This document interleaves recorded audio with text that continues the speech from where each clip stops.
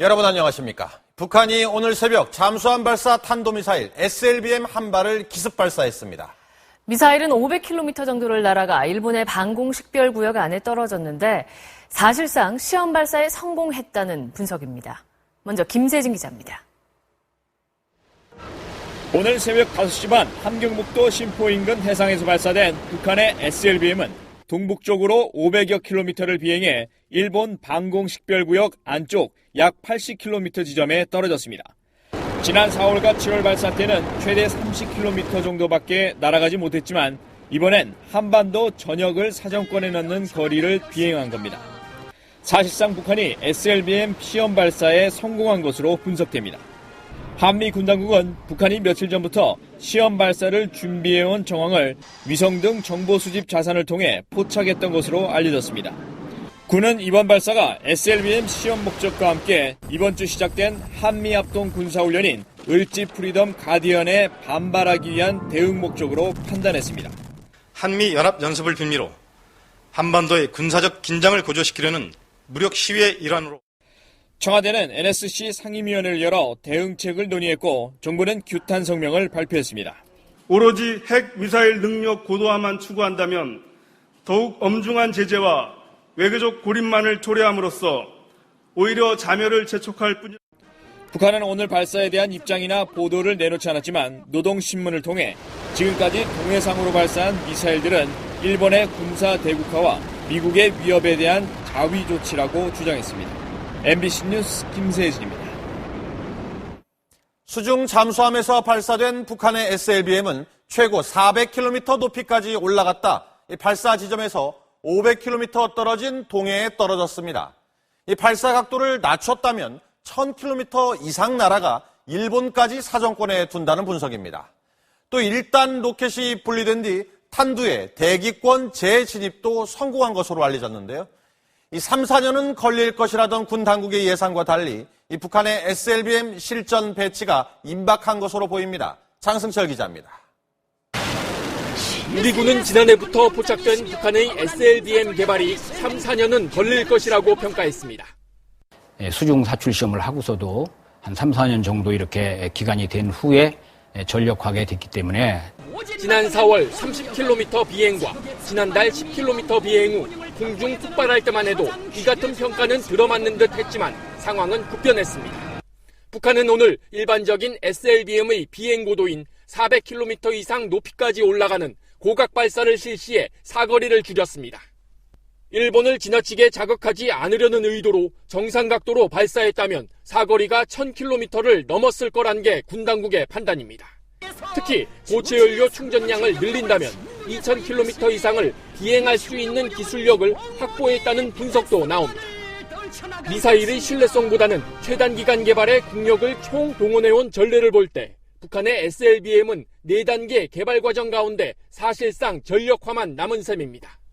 이제 남은 단계는 실제 어느 표적에 발사해서 이 폭탄이 터지느냐, 거기에 핵무기를 싣고 해야 되느냐 이런 문제인데 북한은 조만간 오늘 발사 모습을 공개하며 SLBM 개발 완료를 선언할 것으로 관측됩니다.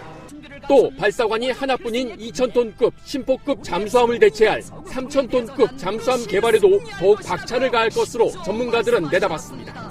MBC 뉴스 장승철입니다. 북한이 마음먹고 SLBM을 기습 발사하면 현재 우리 군의 방어 체계로는 제대로 막기가 쉽지 않다는 평가가 대부분입니다.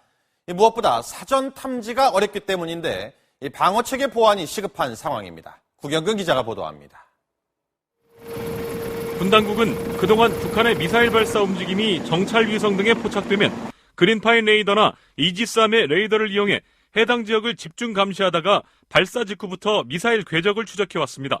하지만 SLBM은 물 위로 사출돼 상승 비행을 시작한 뒤에야 레이더 탐지가 가능합니다. SLBM 발사 탐지가 늦어지면 그만큼 요격 가능성도 낮아집니다. 오늘 발사된 북한의 SLBM은 하강 단계 고도 50km 부근에서 마하 10의 속도로 떨어진 것으로 분석되는데 국내에 배치될 사드의 요격 가능 범위에는 들어갑니다. 하지만 사드 레이더는 평소 북한 내륙 쪽으로 고정돼 있다가 발사 준비 움직임이 있을 때 가동됩니다. 북한 잠수함이 동해상으로 우회해 SLBM을 기습 발사하면 사실상 탐지가 어렵다는 말입니다. 따라서 압도적인 수중 전력으로 북한 잠수함 활동을 미리 제약하고 탐지하는 것이 가장 효과적인 대응 수단이라고 전문가들은 조언합니다. 원자력 잠수함 같은 경우는 그것이 사실 무한정에 가깝기 때문에 그만큼 잠수함을 잡는데 매우 유리하다고 할 수 있습니다. 또 2020년대 중후반에 건조될 차세대 이지스함에는 최고 500km 고도에서 미사일 요격이 가능한 SM-3 미사일을 운용할 수 있는 전투 시스템이 탑재될 예정입니다. 군 당국은 이외에도 해상만을 감시할 그린파인 레이더를 추가 도입해 북한의 SLBM에 맞선다는 계획입니다. MBC 뉴스 구경근입니다. 이런 가운데 박근혜 대통령은 을지훈련이 진행 중인 전방 군 부대를 찾아 장병들을 격려했습니다. 예측 불가능한 성격의 김정은 때문에 북한의 위협이 현실이 될 위험이 크다면서 이 북한 도발 시엔 현장 지휘관의 판단을 믿겠다고 밝혔습니다. 박성준 기자입니다. 강원도의 한 부대를 방문한 박 대통령은 K9 자주포와 다연장 로켓, 무인 항공기 등 우리 군이 운용 중인 주요 무기와 군사대비 태세를 점검했습니다. 평면으로 보던 것을 입체로 보신다고 보시면 됩니다. 박 대통령은 북한이 또다시 SLBM을 발사하는 등 핵과 미사일 위협이 현실화될 위험성이 높아졌다며 김정은의 예측 불가능한 성격이 그 이유라고 지적했습니다.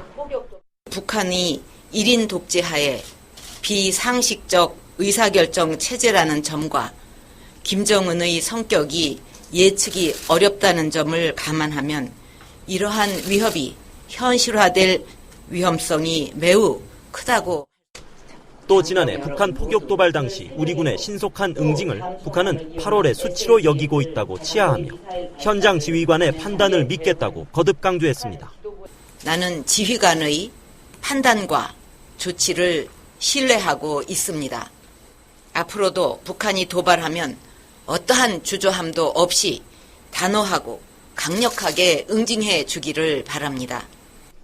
또 우리 군의 철통 같은 모습에 마음이 든든하다며 장병들을 격려했습니다. 강한 군이 되겠습니다. 박 대통령은 국제적 고립과 경제난, 고위층의 연쇄 탈북으로 동요하고 있는 북한이 다양한 도발을 감행할 가능성이 크다며 우리 군의 역할이 어느 때보다 중요하다고 강조했습니다. MBC 뉴스 박성준입니다. 북한이 SLBM을 발사한 오늘 일본에선 한중일 외교장관 회의가 열렸습니다. 이 세 나라는 앞으로 북한의 도발에 대한 국제사회의 대응을 주도하기로 의견을 모았습니다. 도쿄 전지호 특파원입니다. 북한의 거듭된 도발에 한중일 외교장관들이 모처럼 한 목소리를 냈습니다. 북핵을 용납할 수 없고 북한의 추가 도발을 억제하며 북한 제재와 관련된 안보리 결의를 충실히 이행하는 데 뜻을 같이 했습니다.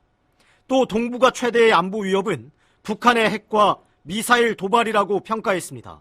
선제 핵 타격과 추가 핵실험 가능성을 위협하는 등 현 상황의 시급성과 심각성에 대해서 특별히 강조한 바가 있습니다. 북한이 잠수함에서 쏜 탄도미사일이 처음으로 자국 방공식별 구역 안에 떨어진 일본은 북한의 도발을 강한 톤으로 규탄했습니다. このような挑発行動は断じて容認できず、北朝鮮に対し厳重に抗議を行うとともに 최근 대북 제재에 대열해서 다소 엇박자를 냈던 중국도 한반도 평화와 안전을 지키는 건 확고부동한 입장이라며 긴장을 불러일으키는 어떤 행동도 반대한다고 밝혔습니다. 中方反对朝鲜的核岛开发进程. 하지만 사드의 한반도 배치 문제를 놓고 한중 양국 정부는 기존의 입장 차이를 좁히지는 못했습니다. 더 강도 높은 대북 제재를 결정할 수도 있는 정상회담의 실현 가능성도 커졌습니다. 세 나라는 올해 안에 일본에서 정상회담을 개최하기 위해 협력하기로 했습니다. 도쿄에서 MBC 뉴스 전조우입니다. 태영호 주영공사의 탈북을 계기로 북한이 해외 근무자들의 추가 탈북을 막기 위해서 검열조사단을 중국 등지에 파견한 것으로 알려졌습니다. 접경 지역 감시도 한층 강화됐습니다. 중국 선양에서 김필국 특파원입니다. 중국 선양의 타오셴 국제공항. 중국 각지는 물론 서울과 평양으로 가는 편도 기착하는 만큼 각국 사람들이 북적거립니다. 북한은 최근 이 같은 공항은 물론 중요 기차역 등지에도 비밀 요원들을 파견해 배치한 것으로 전해졌습니다. 탈북의 낌새가 보이면 바로 체포해 본국으로 송환하도록 하기 위한 조치입니다.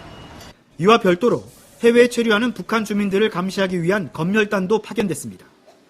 해외 근무자에 대한 사상교육이 대폭 강화됐고 망명 동기가 있는지, 한국 문화의 영향을 얼마나 받는지 등도 조사하는 것으로 알려졌습니다. 직접으로 감시하는 사람들이 도입을 직접 파견 나온 사람 따로 있는데 이 사람들이 직접적으로 정신교육을 강화시켜서 다시 하고 있다고. 북중 접경지역 감시도 대폭 강화됐습니다. 중국과 북한을 오가는 밀수꾼들을 포섭해 탈북을 기도하는 이들을 신고하도록 하는 한편 내부 통제도 한층 삼엄해졌습니다. 이런 가운데 어제 새벽에는 중국 지린성 옌지에서 탈북자 6명이 공안에 체포됐다고 현지 소식통이 전했습니다. 우리 정부도 공지문을 통해 혹시 모를 북한의 위해 시도에 대비해 북중 접경 지역 방문 시 신변 안전에 각별히 유의해달라고 당부했습니다. 선양에서 MBC 뉴스 김필국입니다.